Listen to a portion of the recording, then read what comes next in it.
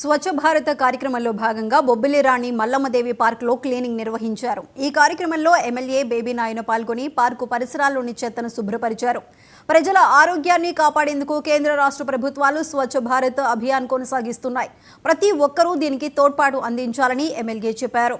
ఫోనోకార్బస్ మొక్కలు పర్యావరణానికి హానికరమని కొందరు శాస్త్రవేత్తలు అంటున్నందున వాటి స్థానంలో లాభదాయక మొక్కలు నాటాలని ఎమ్మెల్యే సూచించారు.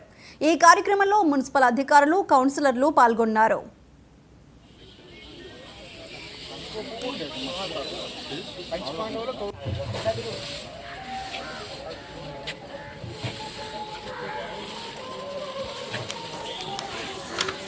కేంద్ర రాష్ట్ర ప్రభుత్వాలు అతి ప్రతిష్టాత్మకంగా నిర్వహిస్తున్నటువంటి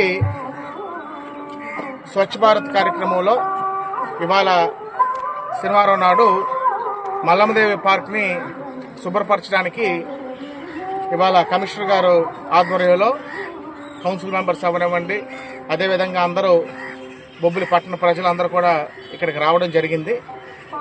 ఇది ఒక చాలా చారిత్రాత్మకమైనటువంటి మున్సిపల్ పార్క్. ఇది ఎంతో ఘన చరిత్ర ఉంది. ఇది ఒకనొకప్పుడు కొలాయిలు రాకముందు బొబ్బిలికి మంచినీరు కోనేరు. ఇది అవనివ్వండి, గుర్రపు కోనేరు అవనివ్వండి, అమ్మగారి కోనేరు అవనివ్వండి.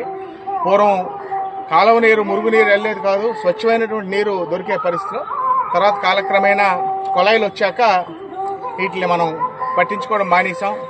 బొబ్బిలి పట్టణ పరిధి పెరగడం వల్ల డ్రైనేజ్ కూడా ఇక్కడికి అవుట్లెట్ లేకపోవడం వల్ల ఈ మంచినీటి కోనేరులకే అవుట్లెట్ ఇవ్వడం వల్ల కొంత ఇబ్బంది కలిగినప్పటికీ దీన్ని బ్యూటిఫై చేద్దామనేటువంటిది ఒక ముఖ్యమైనటువంటి ఉద్దేశం.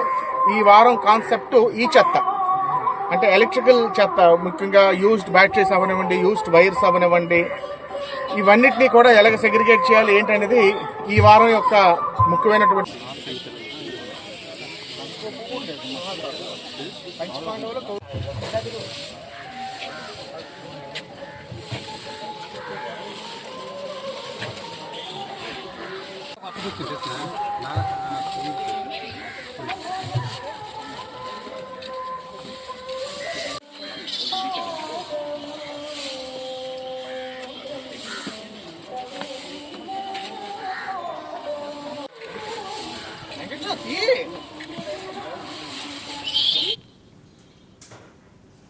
రైతులు పండించిన